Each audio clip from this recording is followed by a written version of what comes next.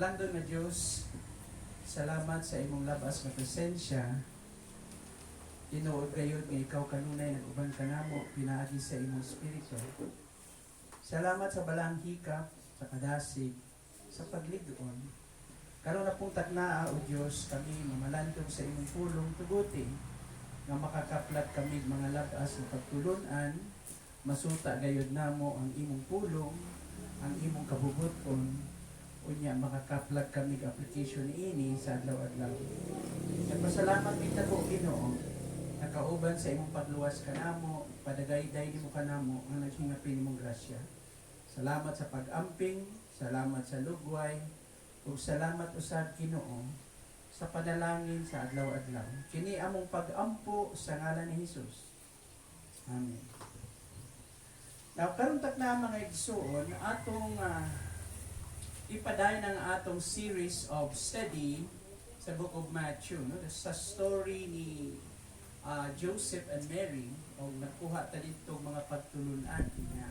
Tugod at atong paningkamutan nga karong adlaw mahuman kini nga mao nga story aron sa sunod natong paghigayon na pod na pagtapok, lahi na pod nga mensahe ang atong tun-an, no?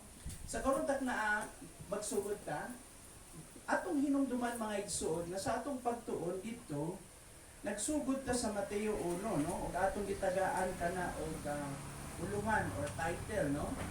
O kung atong tan-awon diha mga igsoon sa big screen ang upat ka gamhanang mga prinsipyo nga motabang kanato, mugiya kanato sa mga lisod nga mga sitwasyon. Okay? 4 powerful principles for navigating difficult situations. Kini ang atong gibatbat ng mga nangaki, itun-an nato kini ug karon atong ipadayon, no? A way of review, agian lang nato ang mga punto aron ma-refresh lang gud ta. Okay. Next screen atong tan-awon. Okay. Tan-awon ninyo din mga iso. Sulod na screen, nag-ingon din palihod ko. Okay.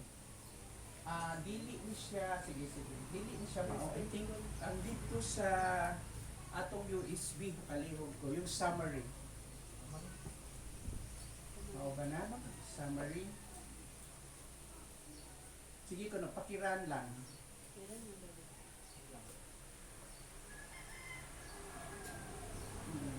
Sige na lang. Murag dili ni siya mao. Palihog lang balik. Oo.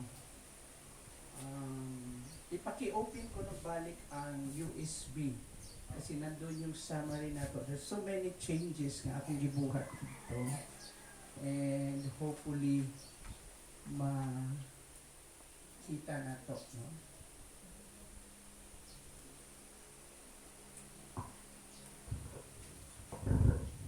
Okay. Oras ito sulod, no? Wala ilain. Ako tanong sa kuwan. Kasi yung ano ko. Sandali lang mga igsoon, little technical ano din yun.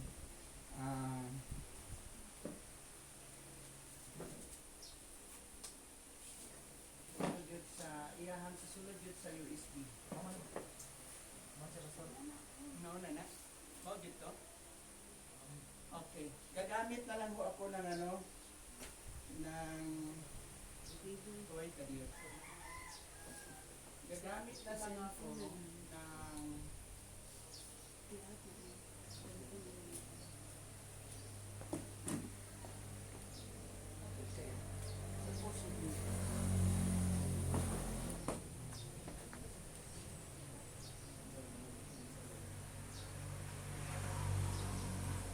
sige ko no boy. Paki-on mo lang ang internet. Okay. Karon para dili ta malangan mga igsoon, akong unang basahon dinhi. Okay. So, balikan lang nato yung upat ka prinsipyo, no? Nandiyan na boy. The 4 powerful principle, no? Kindly. Tanda siya sa files.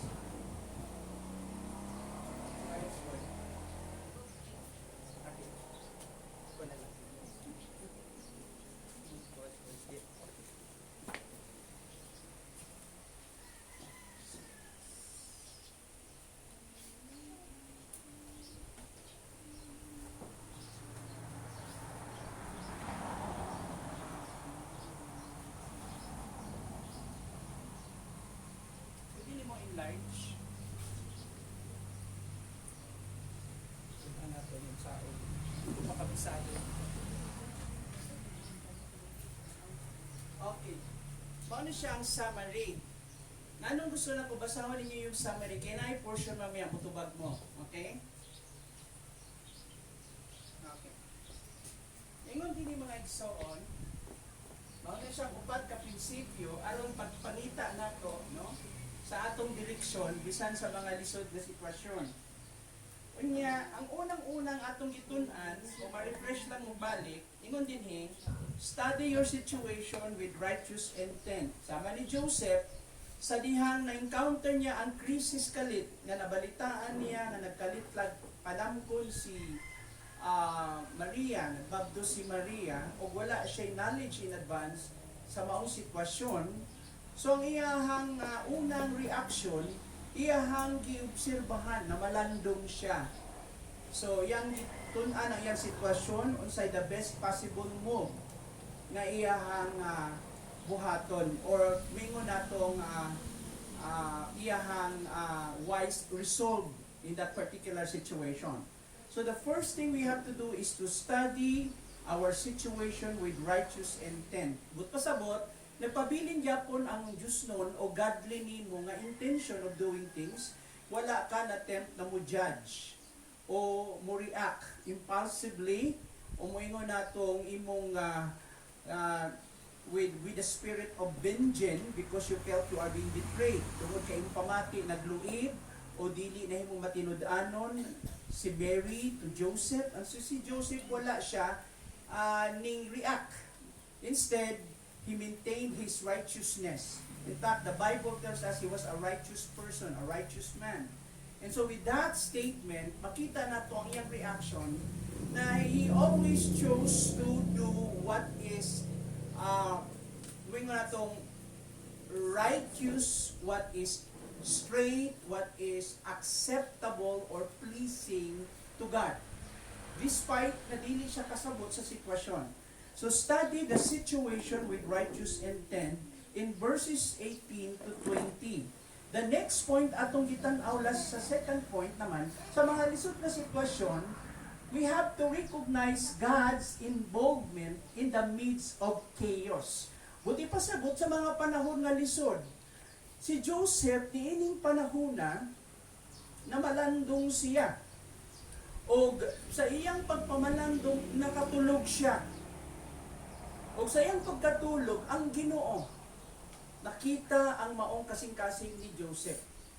With good intention, gusto niyang hiwalayan o bulagan si Mary in public, in private. Aron dili si Mary ma-expose sa public shame o public disgrace. Dili siya maulawan kay based sa ilang law, anyone guilty of sin of adultery is punishable by death. And so to protect Mary of stoning to death, so iyahan na lang decision, ang final resolve niya is to divorce her quietly. So nakatulog siya after he considered many possible scenario, nakatulog siya, and then God began to enter the scene. Ang Diyos nisulod sa eksena, ug atong makita diha mga igsuon nga unsa man giistorya si Joseph pinaagi kay Angel Gabriel didto sa iyang damgo. Sa iyang pagkamata sa maong personal and spiritual encounter with God, makita nato ang pag-ila ni Joseph nga bisan tuod sa taliwala ng krisis, kauban involved gayud ang Dios. Kauban kini sa plano ang Dios. This does not happen randomly. God has a purposeful. Okay. Ingon natong gitawag natong o moingon natong purposeful intention of this matter. Nabot pasabot na ikatuyuan ng Diyos sa maong sitwasyon. Muna ikaduha, sa ikatulo mga igsuon kung atong tan-awon, ingon ko nga, God can speak to us in many ways kung pinagi sa damgo. Ikatulo, sa ikatulong punto, kita nato din Place your confidence in God's will even when you don't understand it. Place your confidence or your trust in God's will even when you don't understand it. But pasabot, may mga higayon na dili naman gusto sa Ginoo maghimog krisis sa imong kinabuhi. Pero naay mga lihok ang Ginoo nga ang iyang impact madisturbo ang imong comforts, ang imong peace, ang imong kalinaw madisturbo. In that way, we would say that somehow, makita nato diha, nga ang Ginoo, naglihok siya. O naa siya instruction na ipahimo ka nato, nga mao ka na ang iyang kabubuton, and yet, dili nato maapsan, o lisod dawaton. Lisod i-process. For instance, ang Old Testament reference na pwede na kong gamitong pinakaduol-dool, yung experience ni Abraham sa Genesis chapter 21, remember that when he offered his son Isaac to God. The Lord told him, you have to offer your son, your precious only son to me. Remember, he had two sons, two children. Yung iyang eldest son, si Ismael. Pero kanang anak niya nga si Ismael, anak na niya sa iyahang maid servant kay Sarah, na si Hagar. Ang promise ng Lord kay Abraham, I will give you a son coming from you, between you and Sarah, from your life, mingon natong from your lifeblood, no? Gitawag natong to Sarah. Buti pasabot, wala sila laing anak nga nigawas sa ikaduha na tinuod nilang anak si Isaac. What happened then? Ang gi-request sa Ginoo, ihatag si Isaac, dili si Ismael. Usahay ang lisod sundon, yung i-give up nimo, yung the most dearest, the most precious thing to your heart. Amen? The most precious thing to you. The most important thing to you. Lisod i-give up. But God is trying to point His finger to test Abraham's loyalty and his allegiance to Him. So si Abraham, at first, nag-struggle siya. Kasi, lisod man. Kinsa man yung papagod na isacrifice niya yung anak na patyon. Now, anong lisod man to nga instruction? Kasi mo ng Ginoo, offer your son as a sacrifice offering. Now, try to imagine, during that period, yung pagan society, okay, offering your son or your children to the fire as a sacrifice is a common pagan practice. Normal na siya, customary practice na siya, o customary practice ng mga pagano ana na time. And so, wala pa may Holy Scriptures at that time. Remember? And so, nag-rely lang si Abraham directly from the voice of God, from the Lord's, gitawag na tong revelation. And so, si Abraham, makita nato nga dako ang iyang pagsalig sa Dios. Although na ay mga gitawag natong oral traditions and yung mga Jewish people, okay, naanad sila ng ilang story, i-write nila. No? Isulat nila sa bato, sa mga iba't ibang klaseng materials like skin, made of animal skin, and some other materials made of plants. So, kaya nauso yung mga, kaya makadungog mo mga term ng papyrus, yung mga writings. So, iba't ibang klaseng writing materials. And so, si Abraham at that time, I believe, okay, ang iyahang encounter sa Ginoo, remember way back sa time, nag-istorya siya when he was from Ur of the Chaldeans. O dito mga igsuo, na ila-ila niya ang Ginoo, nagkaroon siya ng personal encounter. Nagpadayag ng Ginoo sa iya at the age of 25, and God made a promise to him. That promise fulfilled after 75 years, when he was about 100 years old at that time. And so after that fulfillment, the Lord said again to Abraham, offer your son.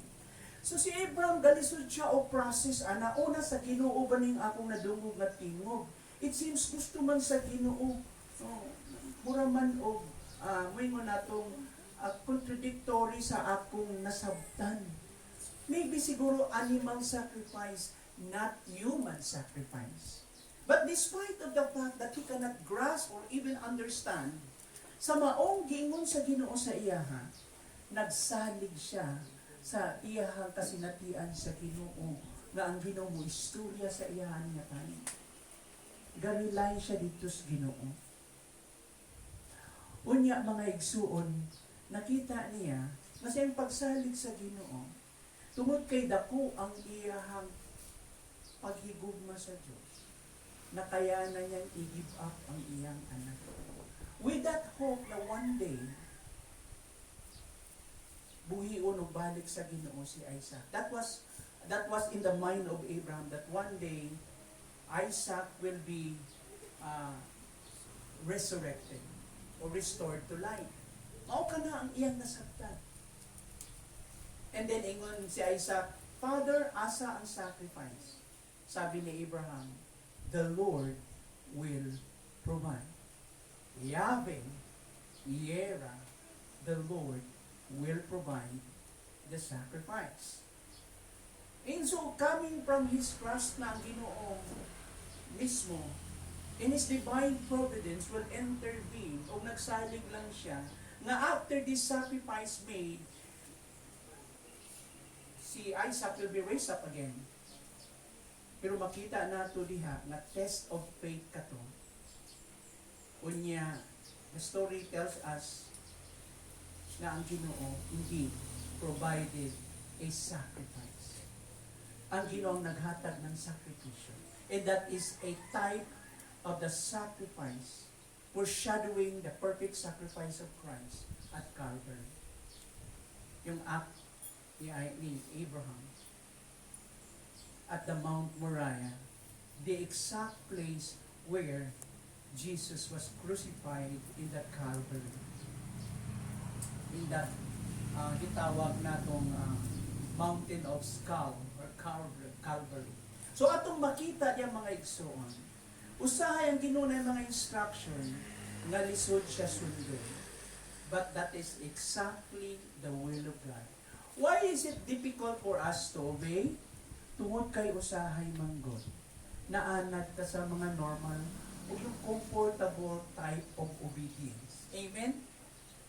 Pero yung obedience that it will cost you something and even everything, you will be misunderstood, you will be rejected by your relatives and friends, you will be, gitawag na itong an outcast, this will be regarded, ipadaplin ka, awayon ka ng imong mga higala, dili ka masabtan, and you will be labeled with stupidity and foolishness, tawgon ka sa maunganan, walay dili ka ganahan, nga ang imong reputation, ang name na imong na-built, that goodwill, magisturbo.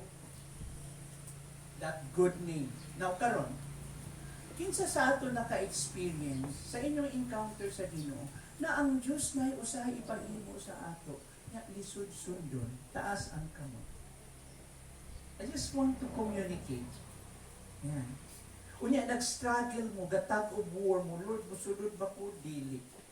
Might be God is addressing something, that particular area sa imong life, imo nang Ginoo i-give up na. Moingon ang Ginoo kini ang angay nimong buhaton.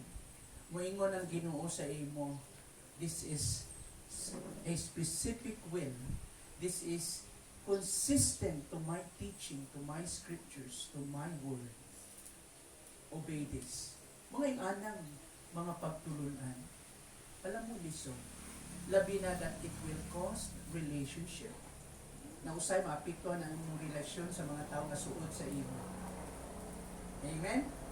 So after that revelation with Joseph, mao kini ikatulong in our reflection, put your confidence in God's will despite of the fact that sometimes you cannot process it in your mind or understand it. Mausay, dili mo masabtan basta mauna ang lihok sa Ginoo. Diba? Now, karon, very challenging. This is truly a blessing, but it will cost you something. Alam mo, at that time, si Jesus is a fulfillment of that promise. That is a great challenge to the Emperor of Rome. Because somebody, a child, is to be born, and he will be called the King of the Jews. That possibly a challenge, no, to the gitawag natong ruling power. Ang gaplingkod dito yung emperor. It might ignite a rebellion. The Jews will be encouraged to fight back na magkaroon ng revolution because finally they realize that the Messiah, the political leader, the political ruler has already come. Might be si Joseph that should put because the life of this child will be endangered.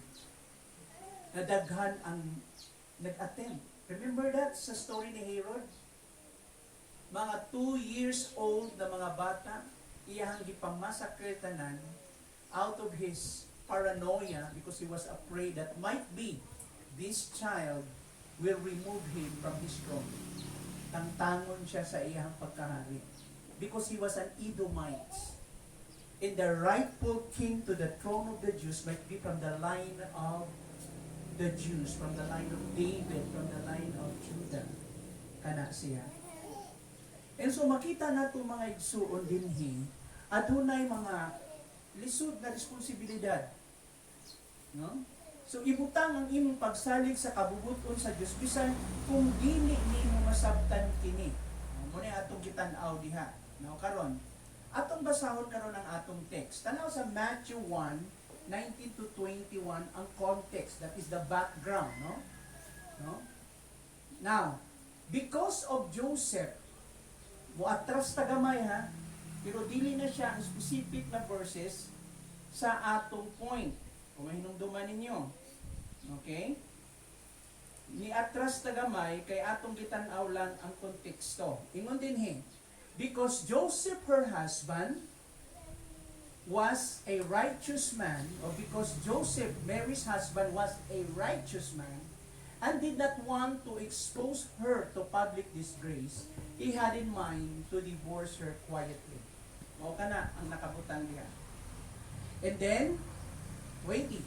But after he had considered this, after Joseph think this, observed this, studied well about this, an angel of the Lord, okay, appeared to him in a dream and said, Joseph, son of David, do not be afraid to take Mary home as your wife. In other words, at this point in time, yung mode ni Joseph, he was in the state of what? Anxiety and fear. Nahadlok siya sa iyang sitwasyon. Na unsa na ni ang akong relationship with Mary? What should I do? Idayon ko ba ang among betrothal? Ang makonsummate kining among mafulfill kining among betrothal arrangement, or I would ingon natong gitawag natong cut this and separate with Mary. So mao kana.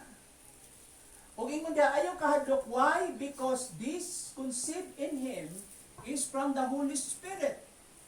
Okay. Now kung atong tan-awon pa mga igsuon, ingon din sa verse 20, ingon diha.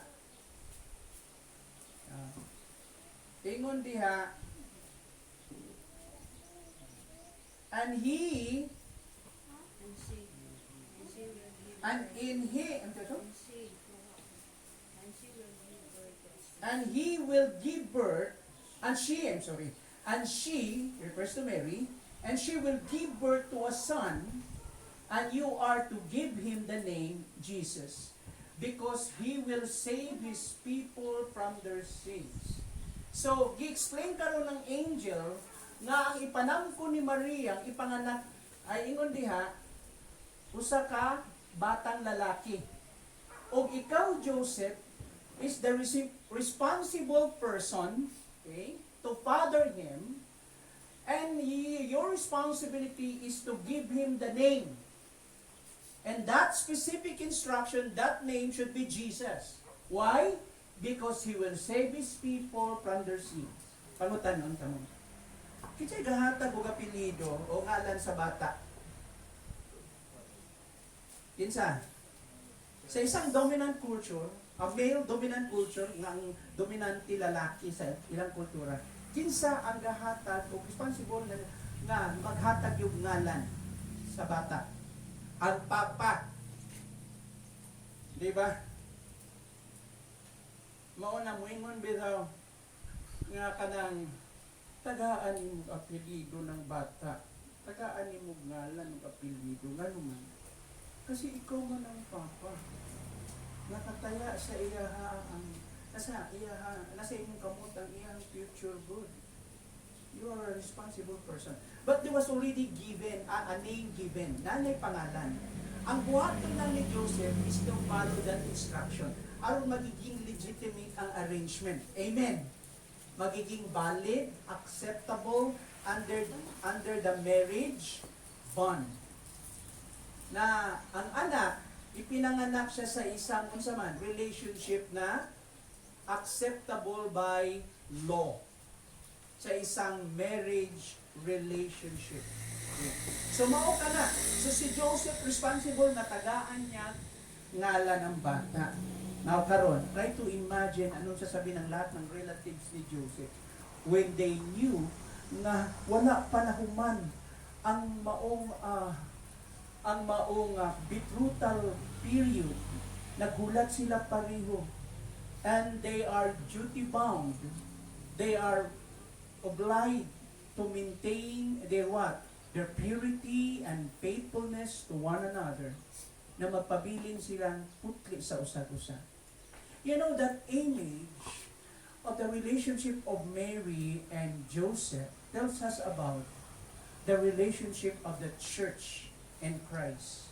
Remember that, yung story ng Ephesians chapter 5, kung inyong tanaw, about the role of the husband to the wife was written under the context of the Jewish culture, not from our culture.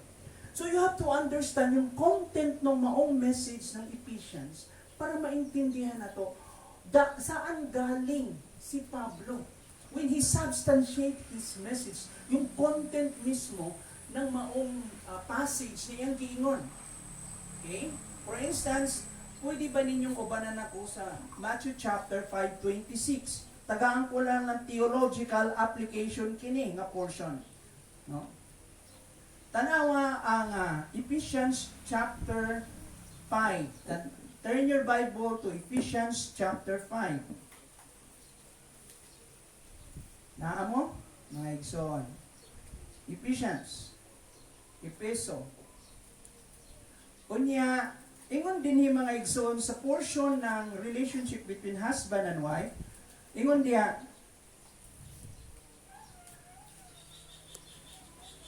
tanawa sa verse 25.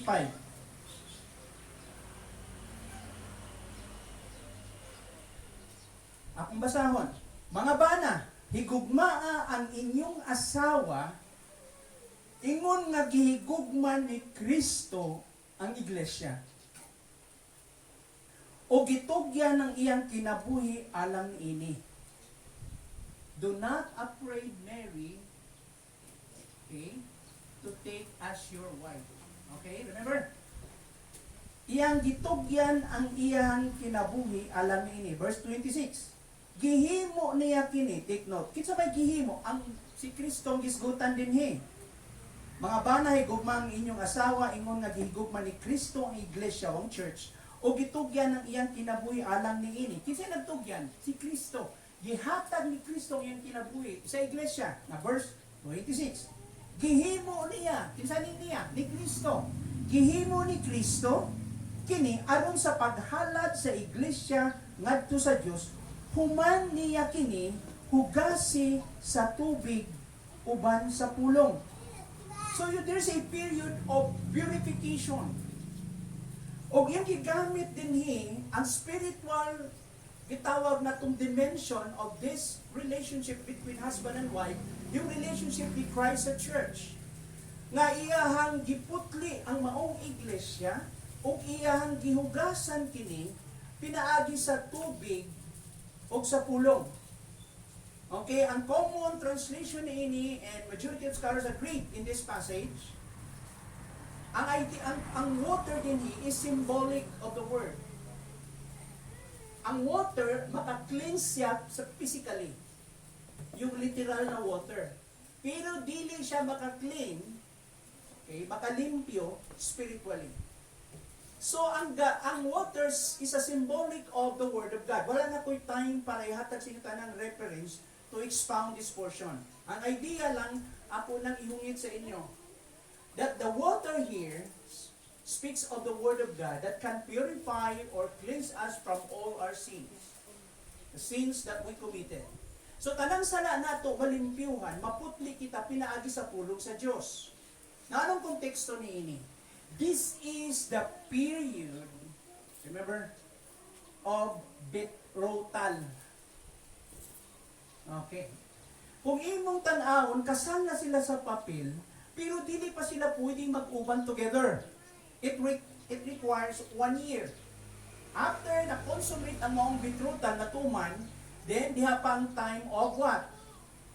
Of the wedding. The wedding ceremony.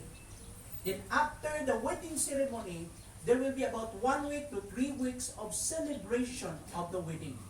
Now, anong image ang ipakita sa ato? The period of the church, which is the church that which is we call the church age, is the period of betrothal in the context of what? Of marriage relationship. The church is called the bride and Christ is the groom. And so we are in the period of waiting and we are required to be faithful, to be sincere, to remain pure before God. Magpabiling ta matinod-anon na when will be the time, okay, na ang maong betrothal, yung period of waiting, makonsummate at the day of the rapture. Because the Revelations chapter 4 and 5 tells us, come up here, and Christ will represent the bride to the Father. And that would be the exact time of the wedding of the Lamb. And the location or the place of that wedding of the Lamb is in heaven. Prior to the coming of Christ here on earth, bago siya manaog diri sa yuta. So after that ceremony of the wedding of the Lamb, with his few invited guests, then he will make the celebration public to everyone, to all. Gusto niyang i-publiko ang maong celebration o daghan siyang imbitahon. May mga pipila ka mga selected group of people nga iyahang imbitahon. O ang maong celebration will happen here on earth at the day of millennium. So the 1,000 years of millennium is the picture of the celebration of the wedding of the Lamb. Sino yung mga invited guests of that celebration? The tribulation martyrs, people of different races, different tribes, and language will enter, those mortals who survive during the tribulation period. Nakuha niyo yung point? Now let's go back to the story of Mary and Joseph. So din si Joseph, nasa sa period, Lord, what should I do? Should I cut this? Sa atong time, mga lisod, daghan tag challenges usab na kian, Lord, pagpadayon pa ko. Pero Lord, mo man ang imong kabubuton. trials and testings, persecutions, rejections, they are part, kauban sila, in the Christian tawag na to experience. In our Christian journey, kauban sila sa atong paglakaw ni Ginoo. Amen? Walay Kristohan, walay pagsulay, walay problema. Walay mga testings na giyan. O ingon lang Ginoo, follow my instruction. Obey this. And sometimes, there are some tasks difficult, very difficult to follow. Na yung mga instruction ng Ginoo, malisod usahay, buhaton. Especially when your decision is against all odds. Daghang musupak sa imong buhatong decision. And you will be becoming unpopular to your colleagues, to your friends, to the people around you, sa imong mga pamilya, mga relatives. Magiging kontrabida ka.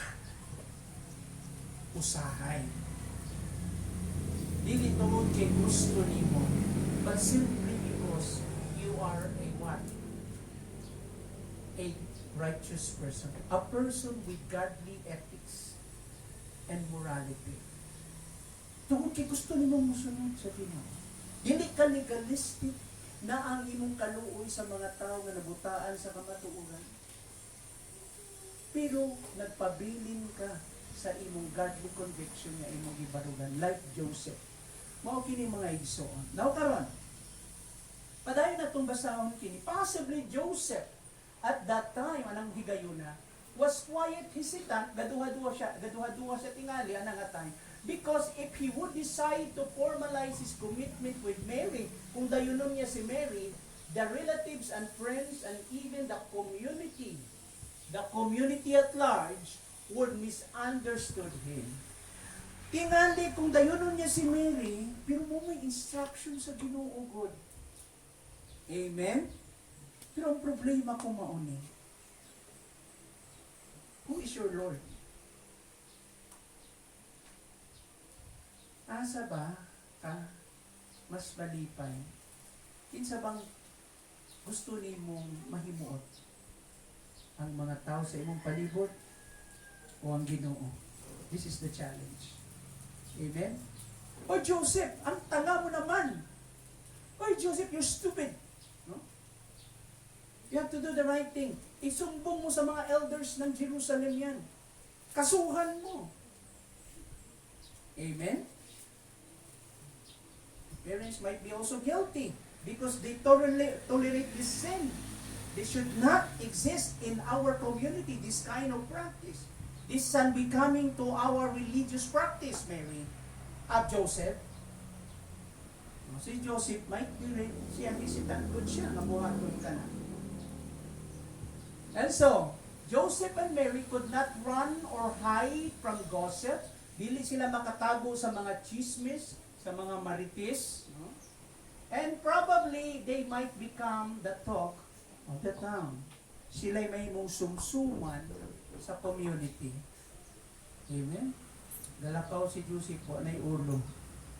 Mga tao, God, gilibak na siya. Now, try to imagine that. Yung anang imong sitwasyon, what should I do? Isod siya. Huh? Tingali mao ka na. The worst thing happened, ang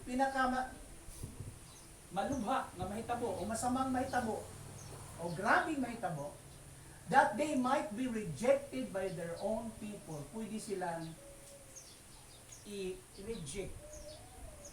I-despise good sila. When they found out that Mary is having a child before the marriage union. Wala pa sila nag-uban o niya, nanay anak si Mary. And she might be accused of marital unfaithfulness and guilty of the sin of what? Adultery. Ingani may tabo. Pero ang atong culture karon lahi na very more ungodly. Karon murag wa na conviction. Murag ang mga tao dili na nila gud masyadong gibalyo ang kabalaan sa Panginoon. Would you agree with me? May I see your right hands raised. Namuuyon mo, nadaghan karon labi na sa mga new generations. Murag dili na importante ang kasal. Basta nag-uban lang ta, okay na. Murag di na usugod na. Basta importante, nagkasinabtanay ta, wala tayo giligsan ng mga tao, kita rin nag-uban, bahala na sa mata ng Diyos kasal na ta. Would you agree with that idea? No. Remember, yung kasal is a human institution. Usa siya ka, kitawag na itong ritual na kinahanglan mo agad sa itong proseso. There is a legal aspect of marriage na imong kinahanglan imong ibutan sa papel. Kaya nga mayroong marriage contract. Amen? Kanus ang mapaso na. Di man na mapaso. Marriage relationship is a perpetual relationship. The only time na mawad-ag bisa ang marriage contract kung ang spouse, yung usa ka partner, wala na. Ikuha na sa Ginoo. And now you are no longer bound to that person, to your spouse. You are free now. And you can decide anytime if you want to remarry in anang uban. But for some people, they try to maintain that situation, being a widow or a widower. Papabilin sila. Now, karon, aside from na as a human aspect or legal aspect, this is a spiritual practice. Kaya tinawag siyang covenant, kasabutan. Kay nihimo kag kasabutan atubangan sa Dios.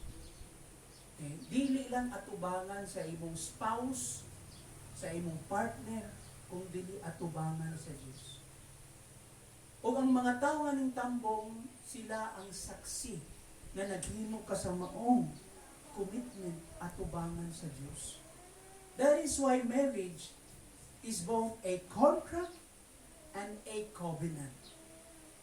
Because God is very much involved in that relationship. Kaya triangle yung marriage. God is at the top, the man and the woman. Ang sikreto ng perfect triangle na yon, the key to intimacy, aron mas mahimong mas closer o intimate ang relationship between man and the woman, is for them to prioritize their closeness and their intimacy, both of them, to God. Unahon sa nila ang ilang pagkasuod sa Diyos. In that way, God will draw them together.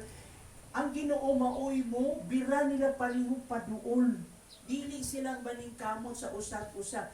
That is why daghang mga marriage separations and divorces nga nahitabo. Kay dili kauban ang Diyos at the picture of that relationship. Kaya kung atong sabton mga igsoon, dinhi, makita nato diha mga igsoon, na si Joseph, that is his challenge. But when God, take note, ang emphasis, pero sa diyang ang Diyos nagsugod, nga ablihan ang iyahang plano. But when God began to unfold His divine plan and purposes, ang iyang mga plano, katuyuan, para kanila, for them, and for the whole humanity, para sa tanang katawhan, speaks of salvation, Joseph managed to obey God, never afraid anymore of anyone. Tungod kinasabtan na niya nga ang maong katuyuan sa Ginoo mas dako sa iyang katuyuan. Dili pala ito marriage lang namin ni Mary ang issue din. This is about the bigger plan of God for salvation of the humanity. So makita nato, so Joseph managed to obey God and never afraid again. True love is willing to sacrifice personal, itawag natong reputation. No matter what the price to be paid, bisan unsa pa ang presyo nga imong bayaran, as long as you know that you are aligned to the perfect will of God, musunod ka. Mao kini nahitabo dinhi mga igsoon.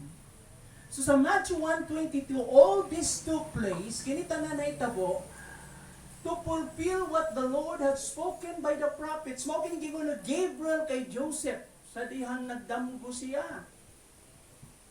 And behold, the virgin shall conceive and bear a son, and they shall call his name Emmanuel, which means God with us.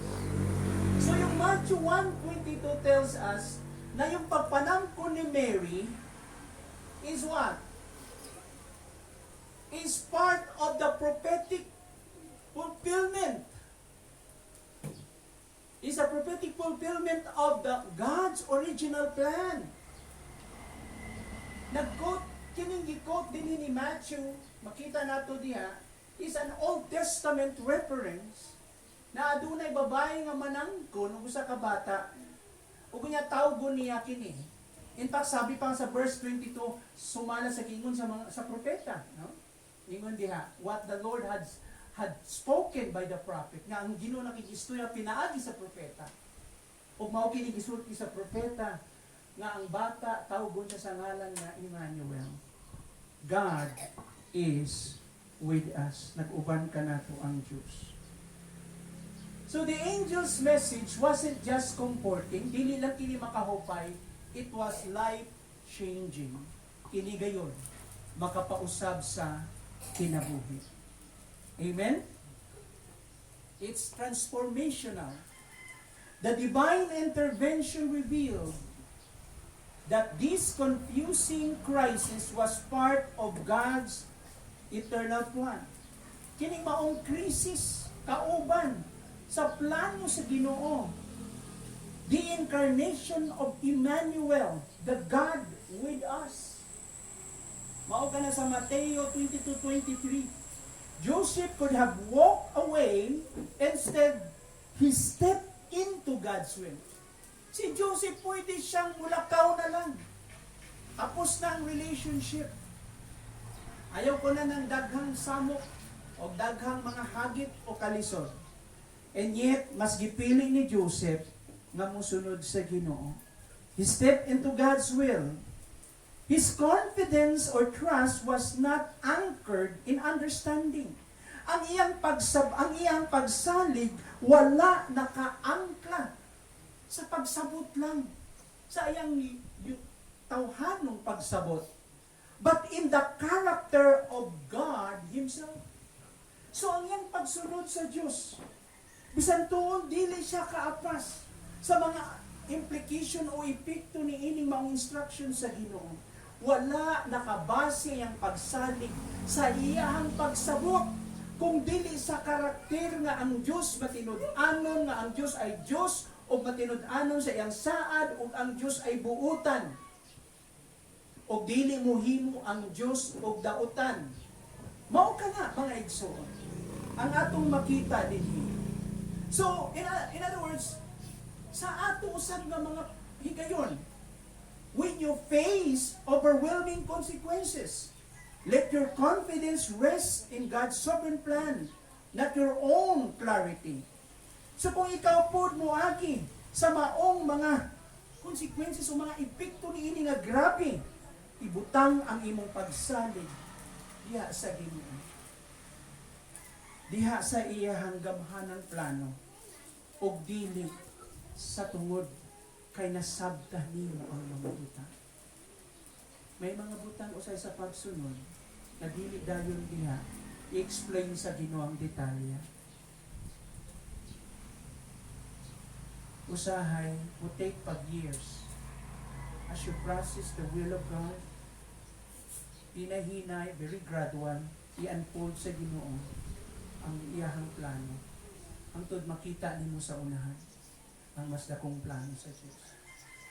May mga direction kita nga sa di ta kaapas nga gusto sa Ginoo. Di dayon ka kaapas karon. Daghang kang question sa Diyos, pero wala ka nagsalig sa imong pagsabot. Kung dili sa pulong sa Diyos, nga mas gamhanan sa atong kasinatian o sa atong kaugaling kahibayon. That is why yung mga parents bitaw, sa isang parents na godly parents, usa ka ginikanan nga Diyos nun, usa ka ginikanan with the right ang gitawtong disposition. Pag muhatag sila ng mga spiritual advices, children, we need to take it to heart. Atong ikasing, atong seryosohon ka na. Ang ilahang mga instruction, labi na sila kahadloks Ginoo. Because they're already advanced in years, niagi na sila sa atong giagian. They already reap the consequences of their wrongdoing o mga poor choices sa ilang kinabuhi. O dili ina gustong kita mo agi po sa ilahang pain na giagian. Kung nakaagi man, kita man sila karon og bulawan diyas Ginoo. O nakita na mas klaro ang kamot sa Ginoo, ang giya sa Ginoo ang pulong. Basta kung benepisyo para kanato to obey that instruction. Might be, as 16 years old, cannot process it well. Anong ingani man si mama sa ako? Anong ingani man si papa sa ako? Anong ingani man si kuya sa ako? Si ate sa ako? Why? Because niagi na sila. Might be mabutaan ka kadiyot sa imong pagbati. Science will tell us that, and as well as human nature nato. Pag na-emotional ka, na-romantic, infatuated ka to somebody, boy or girl, tanang tao nga imong pamati ang advice sa imo contrary o opposite sa imong emotion, imong tanaw kontrabida. Would you agree? Taasan ka mo. Pero yung mga parameters and boundaries na gihatag sa atong mga ginikanan is for our what? Protection. Because they knew that one day, muabot ka ni Ana na time. O kung muabot na ka ni Ana na time, now you are matured enough and wise enough to make right choices for your future. Because why? There's no shortcut to maturity. You have to be matured mentally, psychologically. You have to be matured emotionally. Kaya magpakasal na, unya upaso na lang siya, unya na in love siya sa tulo ka tao, ikat ang wedding. Because that person is infatuated. He was not sure. You have to be committed only to one person and to one person alone. Ibig sabihin nun, kung medyo galisod ka sa imong emotion, and you are struggling, you are in love to 4 different people or 5 different people, persons, hindi ka pa talaga ready man ninyo. Because love is something that we have to nourish. Dili na siya na love at first sight ka. There is no such thing. O na-fall in love, naluka pa. Wala. Love is something that we have to cultivate. Mura na siya o gaparm ka nga i-cultivate nimo yung tanong at imanon nimo. And over the years, you learn with your knowledge, with your gitawag na itong frequent involvement, yung relationship, mutubo sa mas stronger siya over the years. Kaya nga, ang love is coming from a person who is God-fearing and godly. Mahinaglukon sa Diyos. And those people will learn to obey their parents. Now, ang mistake na itong mga parents, if we will not set parameters for what is morally and ethically acceptable to God, yung standard, okay ba sa Diyos ni? Naaban sa Bible, sa sulod sa balay. Diba? Okay na ba magdug-dug? Madili pa mo ninyo. I tell you guys, at the age of 14, 15, 16, I was already damaged. Mga yun na lang, naborn again ako. Nausab ang kinabuhi, nausab ang perspective ko. But it's not a guarantee na born again ka. You need matured people. You you have to be surrounded with matured people willing to be accountable to provide protection sa inyo. Para one day, kung ready na ka matubang sa altar, nung tao na totoong mamahalin mo, ito na. Gumawa ka na ng tama sa buhay. Mga tamang desisyon. Hindi bulakbo. Silakbo lang ng ng damdamin o ng emotion. Amen? Here comes Joseph, a matured person. Makita nato diyan na bisan usay lisod ang pagsunod sa Ginoo, pero makita nato tungod kay ang Dios naghatag kaniya og mas dakong pagsabot, mas dakong implication kining imong pagsunod sa ako. Remember, we are talking about the incarnation of God. Ang Diyos nagpakatao. Wow. Mao ka na, mga igsoon. You know, kung atong sabton dinhi sa John 1, chapter 1 to 3 and verse 14, when we speak of Jesus' birth, we are not celebrating the arrival of the ordinary baby. We are standing in awe, in amazement, in great wonder before the greatest and most breathtaking event in human history, the incarnation of God. Mga igsoon, pangingon pagpagkatao ni Jesus, yun istorya lang ng baby nga ni Ani. Istorya ni nga ang Diyos nagpakatao ng sugod siya na himong baby. Imagine that. Yung anak, mga igsoon. Now, hindi mga igsoon, think about that for a moment. Una ako, no? Sa makadiyot. The creator of galaxies became a human being. Ang naghimo, ang nagmugna sa universo, ang tanang mga galaxies. Kabalo mo unsay galaxy according to science? For example, yung galaxy, usa na siya ka gitawag nato na siya gitawag natong solar system. No, pag unsa nang solar, sun, di ba? Yung system ng sun, yung solar system, na ay mga gitawag natong consists of planets. Na mga planets. Panalitan, pila ka planeta ang kauban nato sa atong sun in our solar system. Pila ka planeta. Ang mga nag-eskwela diha. Unsay tawag sa atong planeta? Earth. Yan. Di ba sa klase? Mercury, unsa pa? Unsa pa? Venus. Sunod. Earth. Mars. Unsa pa? Napay Neptune, napay Saturn, napay Jupiter, napay subot pa sabot, napay Pluto. But kung napunan ba na karon na wala kuhaan. Notice? Kasi yung hub bitaw, yung telescope na yan, nga mutan mo imong itutok dito sa outer space, makita nimo yung mga planets, yung mga stars. Ang tawag nila ng mga scholars, luminaries. Yan ang nasa Bible. Kung pasabot yung mga planets or stars. Siga na sila kasi yung reflection ng adlaw. No? O dili lang ka na, there is really light in the universe. There's energy and light in the universe. Ingon nga diya, in the beginning, diba? God created the heavens and the earth. First day, God said, let there be light, and energy and light began. Wala pa yung mga planets, only in the fourth day pag-i-create. Yung the source of light is God Himself.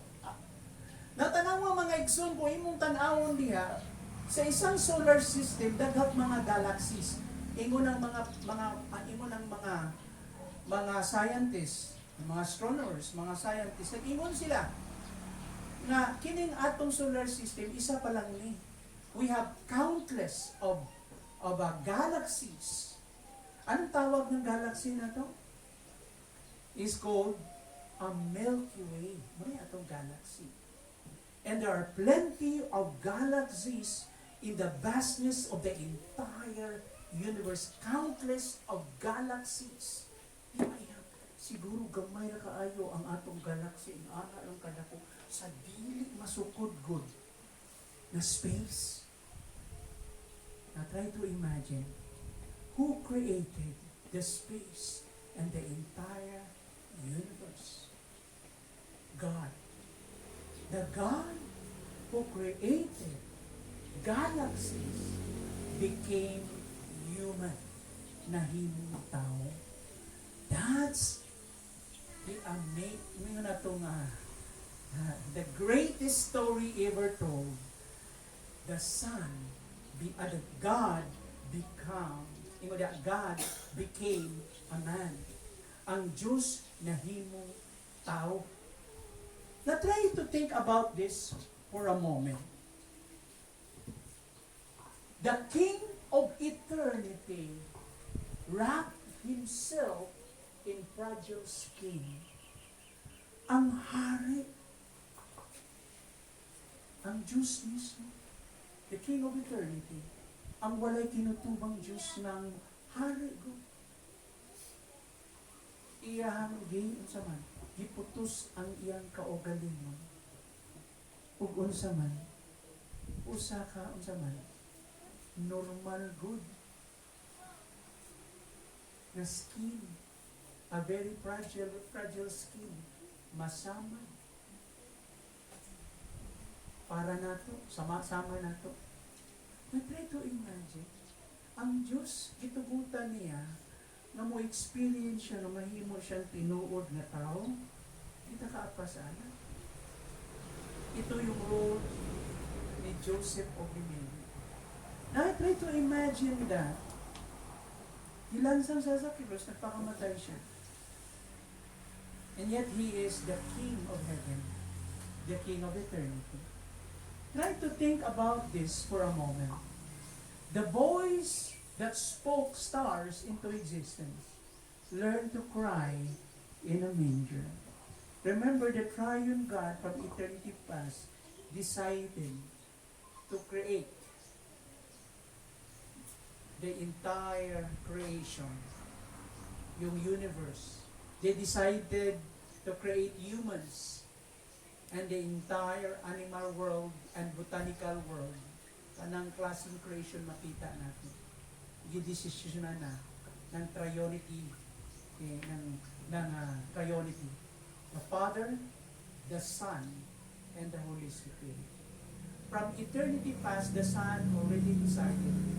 The Father already decided. The Spirit already decided that the Son should come and become human, clothed in human skin, became a baby, learn to cry in a manger. Ano ba ang unang respond ng bata pag mugawas gikan sa tiyan? Muhilak. Amen? Ganun muhilak man ang bata. Sige nga, wala mo nang utana sa science, anak. Yung pusod ng bata, diha gikan, yung sumpay ana ng atong ng intestine, diha gikan nagikuang nutrients yung ilang pagkaon sa sulod sa tiyan. Pati oxygen nila. Paggawas ng bata, pagkat ng umbilical cord, mag-adjust siya. He or she shall struggle. No? Tungod kay magkaroon na ng bagong gitawag na itong state or condition yung iyang kahimtang. Dili na siya ma-feed o makuha ng oxygen gikan sa pusod. Kung di sa normal na mo-breathe siya, amen? O ma-feed siya, pinaagi sa baba. Yung bata, hilak yun siya out of that reaction kasi sa sudden change pagawas. Kalit-kalit. And listen to this. Jesus subjected himself also in the same manner of a normal child, an infant. That process of birth. Iyang isubject yung kaugalingon. And yet, He is what? Who spoke the existence of the stars. Let the stars appeared in heaven. Amen? Countless of stars. Kinsay nag-decide na ang Ginoo nahimo siyang tao. I'm almost done. Ingon din mga igsoon, in the Old Testament, God met with His people in secret places. Ang Ginoo nakitagbo sa mga tao niya, pinaagi sa tent of meeting, in the wilderness sa Kamingawan, in the tabernacle, and later sa temple. Makita nato ka na mga igsoon. Dili lang ka na, in the fullness of time sa New Testament, God sent His Son. Dili lang siya nakigtagbo sa ilaha. Pinaagi sa gitawag natong iba't ibang appearances niya. Like the Shekinah presence of God. But in the New Testament time, God came down to us in human form, in human body. In the fullness of time, God sent His Son, born of a woman, born under the law. Makita nato ka na sa Galatians chapter 4, verse 4. Dito makita sa screen. Here's the staggering truth. The amazing truth of the incarnation. God didn't just visit us, He became one of us. Fully God and fully human. Fully divine yet fully human. Diyos o tao siya. O dili lang siya nibisita sa ato. Siya nahibong kapariha nato. Lingi ang inyong mga tupad. Nahimo siyang kapariha nato. So what does it tell us? Ang sibot pasabot ana sa ato. Okay? This truth transforms everything or changes everything.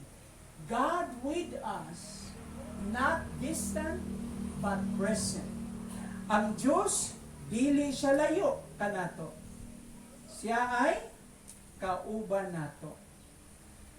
Exodus 13:15, ingon si Moses, then Moses said to God, to him, if your presence does not go with us, do not send us up from here. Kung ang imong presensya dili mag-uban kanamo, ayaw mi ipadala niini gikan dinhi. They're about to enter the land of Canaan. Remember, Moses said to God, Lord, kung di ka mag-uban kanamo, ayaw na lang. Your presence is more important. Tanawa ang John 1:14. The Word became human, became a man, became flesh, and made His dwelling, made His dwelling, His place of residence, and He tabernacle, made His permanent residence among us. Ingon diha ka na to. But pasabot ang pulong nahimong tao og ning puyo siya kauban nato. Among nakita ang iyang himaya, we have seen His glory, and the glory of the one and only who came from the Father. Ang himaya niya. And the one and only nga gikan siya sa Amahan. God with us, the Emmanuel, nagpahinumdum ka nato, nga ang Diyos wala lang obserba ka nato dito sa layo. Siya nisulod sa atong mga kinabuhi, nisulod siya sa atong mga kalisod, kauban siya sa atong mga kalisod, o sa atong mga kasinatian. No? Dito sa gitawag natong pinakalawong gayon natong mga kasinatian in the deepest level. So God reminds us, when we speak about God with us, God is the Emmanuel, ang Diyos na buban ka nato, it means it's a reminder that God doesn't observe us from afar, from a distance. He enters into our life, into our suffering, kauban siya, And into our human experience, kauban siya at the deepest level, kauban nato ang Diyos. Dili pwedeng pag naglisod ka, dili kauban ang Diyos, nga nibati niya na. Now let us all rise before we end. Let's make this a prayer sa atong makasing-kasing. Can you pray with me? Aning a prayer. Let's begin to pray. Emmanuel, ang Diyos na kasama namin. Panginoon, Emmanuel, Diyos na kasama namin sa bawat hinga. Okay, read with me. Panginoon, Emmanuel, Diyos na kasama namin sa bawat hinga. Hindi malayo, hindi nawawala, hindi na di nakakaalam, kundi malapit sa bawat ikot ng buhay. Ama, nakikita mo kami, hindi bilang isang tagamasid sa gilid, kundi bilang siya na nakakilala sa bawat nanginginig na puso, bawat tahimik na luha, at bawat pasan na aming dala. Sa aming sakit na nararamdaman.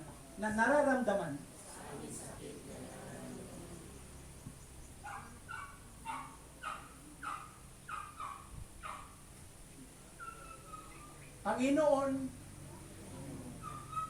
na aming Diyos, Panginoon namin,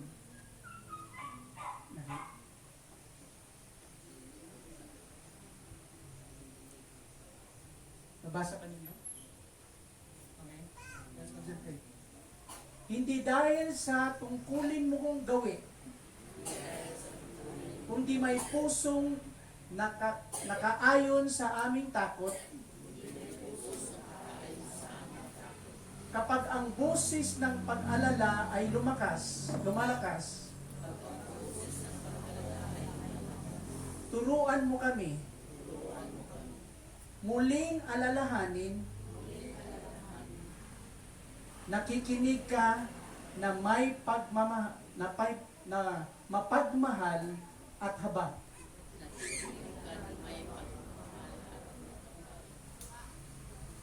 At Jesus, kasama ka.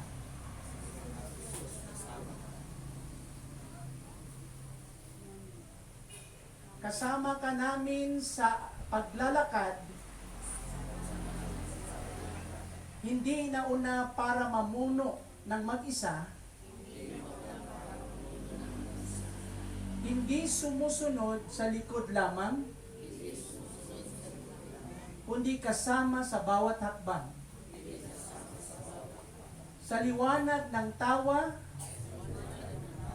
sa anino ng dalamhati, sa awit ng tagumpay, at kirot ng paghihintay.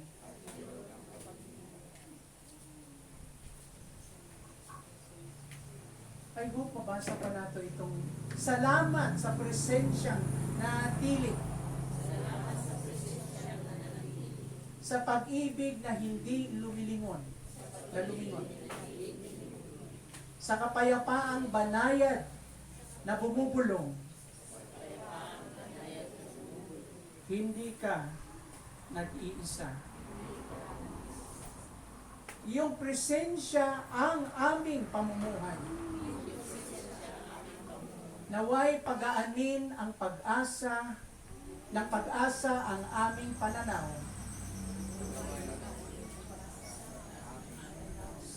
Sa sakit at bigat, naway maging tapang ang aming panginginig at takot. At ang bawat hakbang namin ay palakasin. Emmanuel, Diyos, samahan namin. Diyos na kasama namin. Kami ay umaasa sa iyo. Kami ay nagpapahinga sa iyo. Kami ay nagtitiwala sa iyo ngayon. Amen. Tayo po ay pikit natin, patuloy ang ating mga mata. Tayo po ay dumulog sa Diyos. Father, thank you, Lord. You are the great Emmanuel, Lord. You are with us.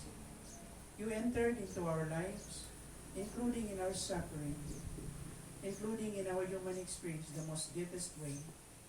Thank you, Lord, that we are so intimate with you. You felt what we feel, Lord. You felt our pain, our hurts, our difficulties. Salamat, Ginoo. Thank you for this great revelation that you are with us. Now we became the temple of your Spirit. We became sacred to you, Lord, and your presence is residing in our hearts. You who made the heavens and earth, you who spoke the stars into existence, you who called the King of Kings and Lord of Lords, you reside in our hearts. And we're thankful that you abide in us in a permanent way, that wherever we are, Lord God, we continually feel your presence, Lord. And thank you that even in our suffering and afflictions and in all forms of challenges, we can be comforted because your presence is with us. And thank you for that power, for that empowerment, for the strength, for that hope, Lord God, and for that demonstration of the Spirit in our lives. Salamat, Ginoo, sa padayon na pagpamuhat niyo. Help us to put our confidence in you, to anchor our faith in you and in you alone. Not in just in the clarity of our mind, not just in the logic of our mind, Lord God, but Lord, based on the quality, Lord God, based on your quality, on your nature, on your character. Help us to continue to know you in a very, Lord God, in a very intimate way, nga mas makilala ka na mo sa mas malalim pa. Salamat po sa pagmamahal ninyo. And Lord, like Joseph, help us to obey you without questions. To take, Lord, and embrace all the consequences, because we know that these consequences are better consequences. That indeed, Lord God, we have, Lord, a definite future na ami ugma, na ami kapaingnan, na ami panalangin, o magpabiling kami madaugon niya kanina. Kini among pagampo sa ngalan ni Jesus. Amen. O amen. The Lord bless you and keep you. The Lord will cause His face to shine upon you and be gracious unto you. The Lord will lift up the light of His countenance, and He will give you peace today and forevermore. In the name of the Father, the Son, and the Holy Spirit. Everyone will say, Amen.